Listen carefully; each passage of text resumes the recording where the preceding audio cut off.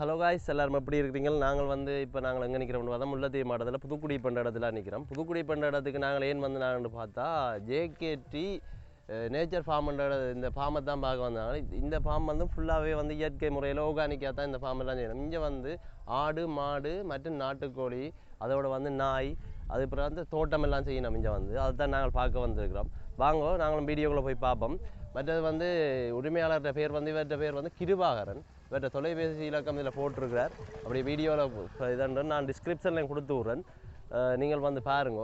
இங்கே வந்து நாங்கள் இவையில் வந்து எப்படி ஆடு மாடு வளர்க்கினோம், அதுகளுக்கு எப்படி தீவனம் போடினோம், என்ன மாதிரி மெயின்டைன் பண்ணினோம், என்ன செய்யணும், மற்ற வந்து நாயில் என்ன செய்யணும், என்ன விலைக்கு ஆடுகள் விற்கணும், என்ன இதுகள் மாடு இல்லாமல் இருக்குது, அப்போ மாடுகளும் என்ன விலை, என்ன மாதிரி அவை எவ்வளோ லாபம் பெறுது என்னன்னு சொல்லி கதைப்போம்.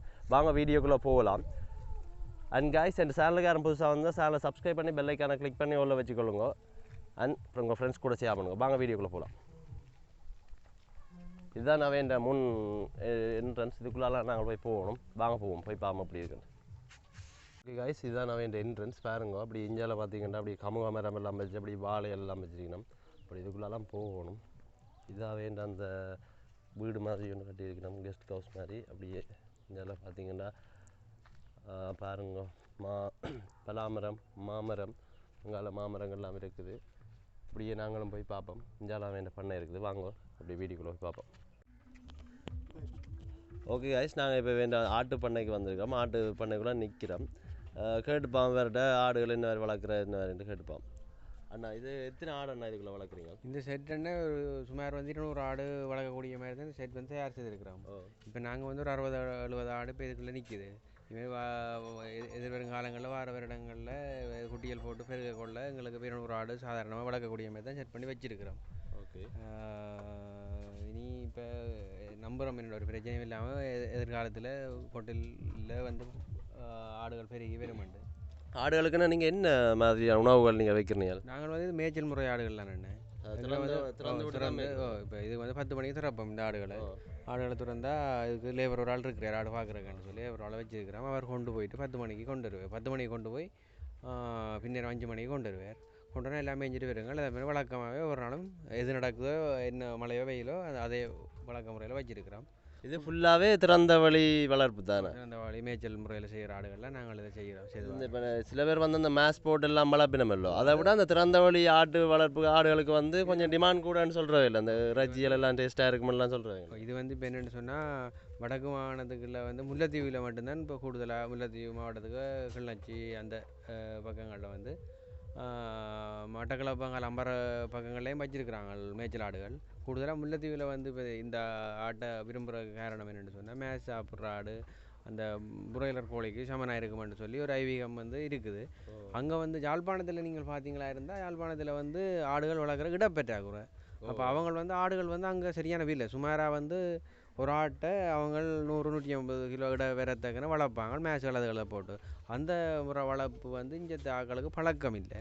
அதால் முல்லைத்தீவு மாவட்டத்தில் வந்து இந்த இது வந்து அவ்வளோ சக்ஸஸ்ஃபுல்லாக இருக்காது.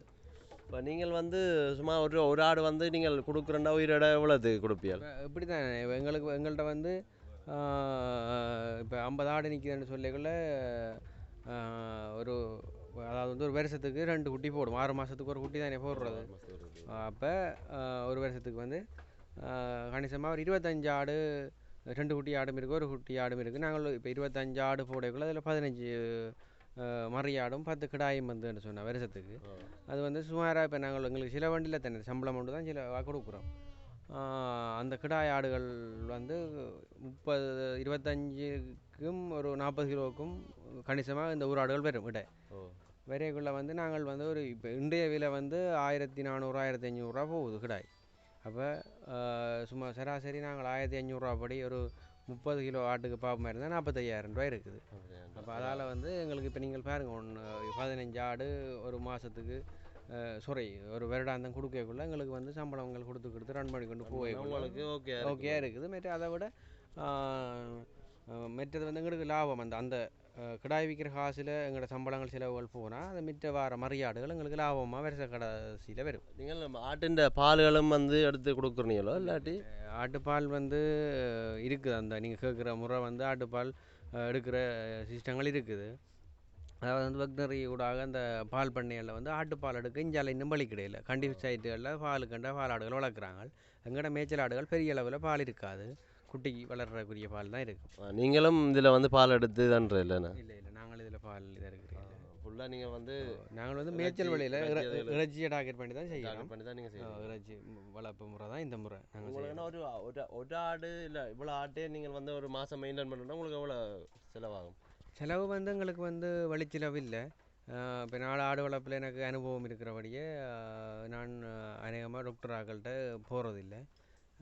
கை வைத்தியங்கள் எங்களுக்குரிய அந்த இதுகள் தெரியும். அப்போ அதால் வந்து சரியான முறைன்னு சொன்னால் ஆட்டுக்கு மழை காலத்தை தவிர மற்ற காலங்களில் மருத்துவம் பெறாது.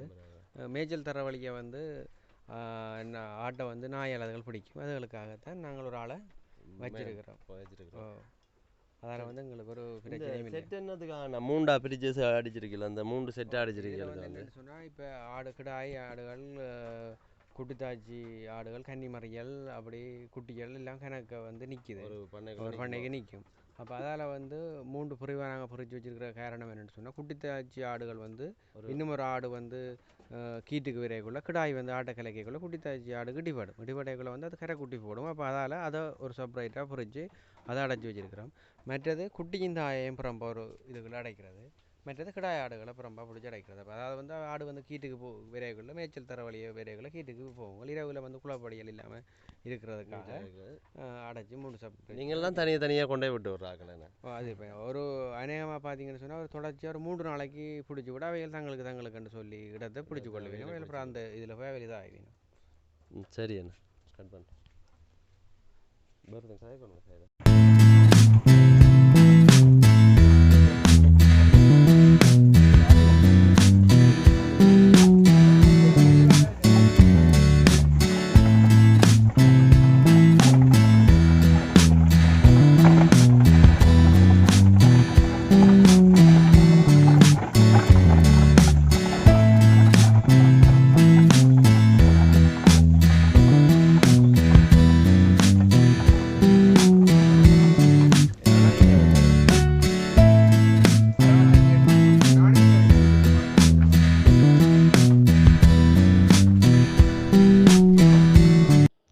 ஆட்டுக்கொட்டில் பார்த்தீங்கன்னா சரியான உயரமான இடத்துல இருக்குது. இதுவே இந்த ஆட்டுக்கொட்டில் வந்து இருக்கிற வெளியேற்ற கழிவுகளை வந்து தண்ணி மூலம் கழுவி அதை வந்து இவியல் வந்து அந்த தண்ணியை வந்து CO3 மற்றும் சுகர்கிராஸுக்கு வந்து இதை விடணும். இந்த புல்லுகளை கொண்டே மாடுகளுக்கு மேய விடணும். இதனால் வந்து இவைகளுக்கு வந்து ஒரு இதில் 2 லாபம் கிடைக்குது. அதாவது மாட்டுக்கு புல்லும் கிடைக்குது. ஓகே, நாங்கள் இப்போ வந்து மாடு பண்ணையை தான் பார்க்க வந்துக்கோம். மாட்டு பண்ணைகளாக நிற்கிறோம். ஆனால் இதுக்குள்ளே எத்தனை வகையான மாடுகள்னா இருக்குது? இதுக்குள்ள வந்து பார்த்தீங்களன்னு சொன்னோடனே கூடுதலாக வந்து ஊர் மாடுகள்லாம் நிற்கிது, ஜேசி சிந்து கலப்புகளும் நிற்கிது ஒன்று ரெண்டு. மற்றது கூடுதலாக நாங்கள் ஊர் மாட்டை வந்து வளர்க்குற காரணம் என்னென்னு சொன்னால் பார்த்தீங்கன்னு சொன்னால் ஜேசி மாடுகள் நல்ல பாலின மாடுகளை வச்சு வளர்க்குறதுக்கு வந்து சாப்பாடு அதிகமாக தேவை. சாப்பாடு 1 கிலோ மேசின்ற விலையை நீங்கள் பார்த்தீங்கன்னு சொன்னால் 165 ரூபா போகுது. இப்போ பால் வந்து 1 லிட்டர் 115 ரூபா போகுது. அப்போ நாங்கள் கஷ்டப்படுறது எல்லாத்தையும் பார்த்துக்கிட்டு கணக்கு பார்த்தா கடைசியில் வருமானம் பெறாது, நட்டம் தான் பெறும். அப்போ அதால் வந்து நாங்கள் மேய்ச்சல் முறையில் வந்து மாடுகளை வளர்க்குறதுக்கான காரணம் என்னென்னா எங்களுக்கு வந்து ஒரு 5 கண்டு நிற்கிது. 5 சாதாரணமாக 1 லிட்டர் 1.5 லிட்டர் பால் கறக்கக்கூடிய மாடுகள். இப்போ எங்களுக்கு வந்து 5 மாட்டுலையும் வந்து 1 லிட்டர் படி 5 லிட்டர் பால் கறந்தால் சாதாரணமாக 500-600 காசு வரும். அது வந்து அப்படியே வந்து எங்களுக்கு லாபமாக தான் பெறும், சிலவு வழியில் ஒன்றும் இல்லை. வெளியே வந்து பால் எடுத்துகிட்டு மாட்டை வந்து நாங்கள் திறந்து விட்டோம்னு சொன்னால் மேய்ஞ்சி போட்டு 5-5 ரூபாய்க்கு திரும்ப பட்டிக்கு தானே வருவினோம்.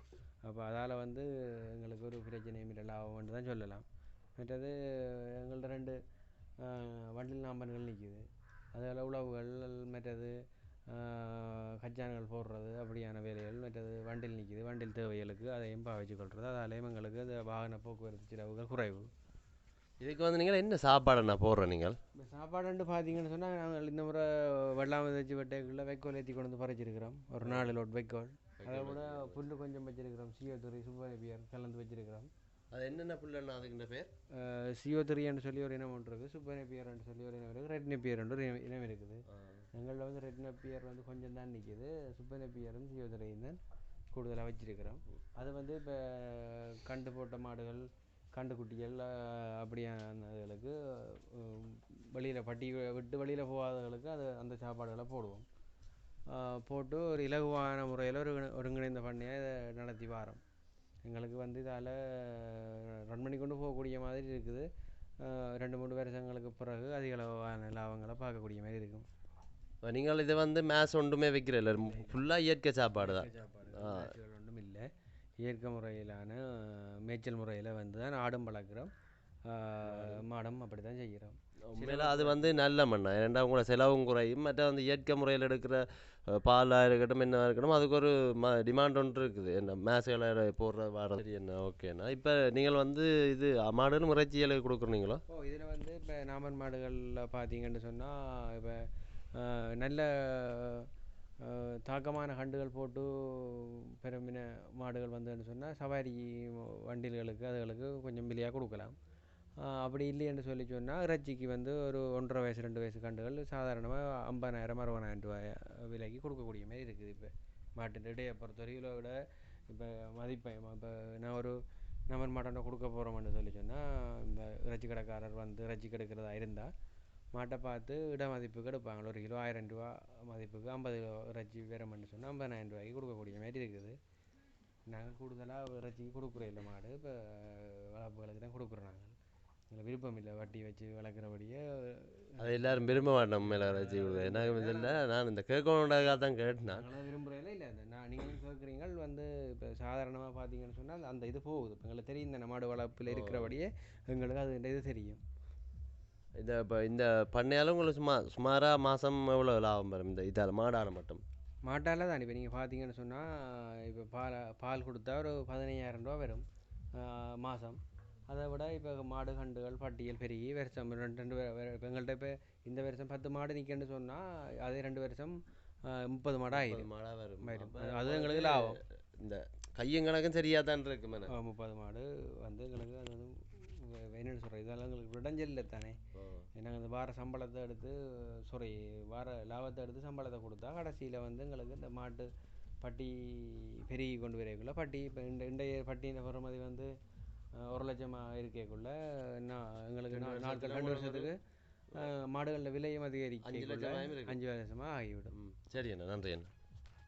வாங்க நாங்கள் இனி போய் அடுத்ததை பார்ப்போம்.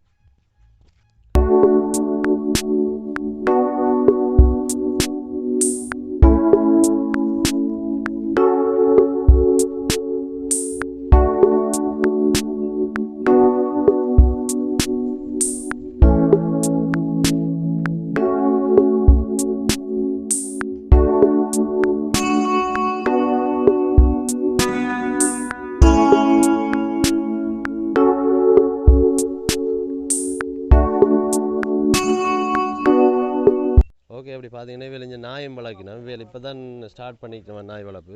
இதில் வந்து ஜெர்மன் ஷெப்பர்ட், இஞ்சால பொமேரியன், பொக்கேடோக் அதை போல் இருக்குது. மற்ற இந்த லேப்ரோ மற்ற இஞ்சால் ஜெர்மன் இது இப்போ தான் வளர்க்கணும் வேல் பிரீட்டுக்காக. அங்கால பார்த்தீங்கன்னா தாரா எல்லாம் நிற்கிது. இப்படியே வாங்கினா கோழி பண்ணையும் போய் பார்ப்போம்.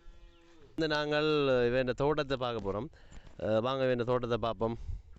அண்ணா, இதுக்கு வந்து என்ன மாதிரி நீங்கள் பசலைகள் போடுற? நீங்கள் பசலை வந்தோன்னா எங்கள்கிட்ட மாட்டரி இருக்குது, ஆட்டரி இருக்குது. எல்லாத்தையும் சேர்த்து மிக்ஸ் பண்ணி உமி கோழியரு எல்லாத்தையும் சேர்த்து ரக்க பண்ணி அதுகளையும் போட்டு காய்க்கிற நேரம் இப்போ என்னென்னு சொல்கிறது யூரியா வந்து சில கொஞ்சம் கொஞ்சம் போடுவோம். மற்ற கூடுதலாக வந்து இயற்கை விவசாயம் தான் செய்து வரோம். எங்கள்கிட்ட இருக்கிற எடுத்து நாங்கள் அதை பதப்படுத்தி இறக்க பண்ணி அதை போட்டு தான் இதில் பயிர்த்தை இருக்குது. இங்கே வண்டி இருக்குது, அதில் கொஞ்சம் கச்சான் போட்டுருக்குறோம், கத்திரி வச்சுருக்கிறோம், வாழைகள் இருக்குது, கீரை போட்டிருக்கிறோம். அப்படி இதில் வந்து நாளாந்தம் உங்களுக்கு வந்து ஒரு 2000-3000 ரூபா, சில நேரம் 2000. இப்போ கீரை வந்து வெள்ளிக்கிழமையில் பிடிங்கினா இப்போ இன்றைய நிலைமை 100 ரூபா போகுது. 100 ரூபா ஒரு பொடி கீரை 100 ரூபா போகுது. வந்து வெள்ளிக்கிழமையில் வந்து நான் 30 பொடி கீரை கொடுத்துறேன்னா 3000 ரூபாய் கீரை கொடுப்பேன். கிழமையில் 2 தடவை அப்படி பிடுங்குவேன் கீரை. அதுக்கேற்ற மாதிரி தான் இதற்கு அங்கால போனால் அந்த கீரையை பார்க்கலாம்.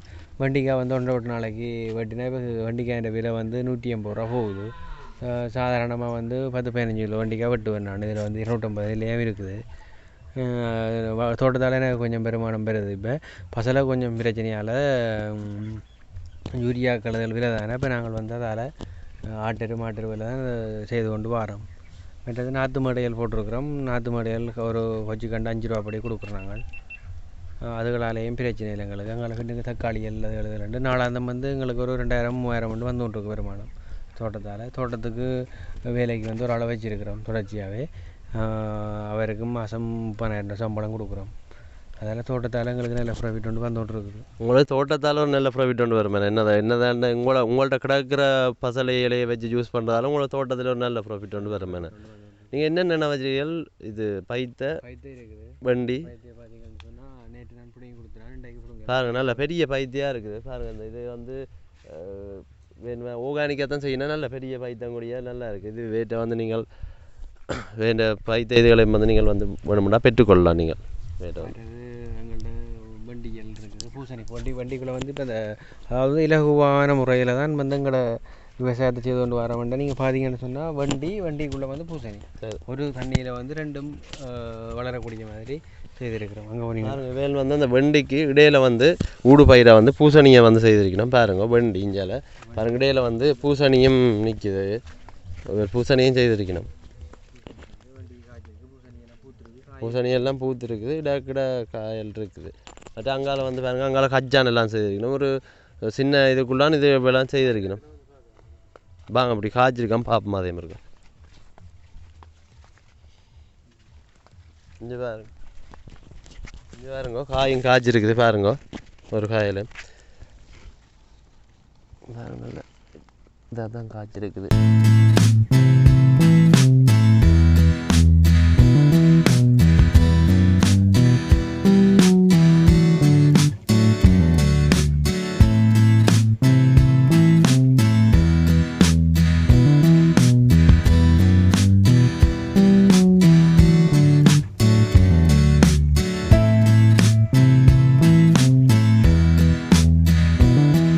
ஓகே கைஸ், பார்த்தீங்கன்னா இதுதான் நம்ம இந்த கீரை பண்ணேன். கீரைக்கு இடையில் வந்து வாழையும் வச்சுக்கணும். வாழை மற்ற தென்னை இதுதான் இந்த கீரை. இதுக்குள்ளே கீரை வந்து வளர்க்கணும். பாருங்க எல்லாமே ஒரு இதாக தான் செய்திருக்கணும். செட்டப்பாக தான் செய்திருக்கணும். ஓகே கைஸ், இப்போ பார்த்தீங்கன்னா நாங்கள் இதோட எங்களை வீடியோ முடிக்க போகிறோம். மற்ற இந்த பண்ணையில் வந்து நான் வந்து பார்த்தது வந்து என்னென்னா ஃபுல்லாகவே வந்து இயற்கையாக தான் செய்யணும்.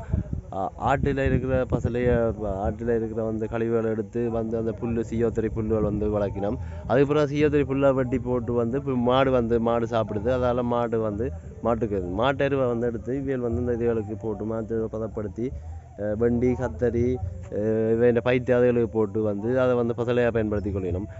இது வந்து இவியல் வந்து ஒருத்தரில் தங்கி இல்லை. இப்போ பசலை இல்லாட்டி இருந்தால் தான் விவசாயம் செய்யலாமன்ற இதில் வந்து இவியல் இல்லை. ஏண்டா இப்போ இவியல் வந்து பசலை தேவையில்லை. இவளுக்கு எல்லாமே இயற்கையாக கிடைக்கிறபடியாக இந்த காணி வந்து ஒரு 2 ஏக்கர் காணி. 2 ஏக்கர் காணிக்குள்ளே பாருங்கள் ஒரு ஆட்டுக்கொட்டில் மாடு நாய் கோழி மற்ற தோட்டம் எல்லாம் வந்து செய்திருக்கணும்.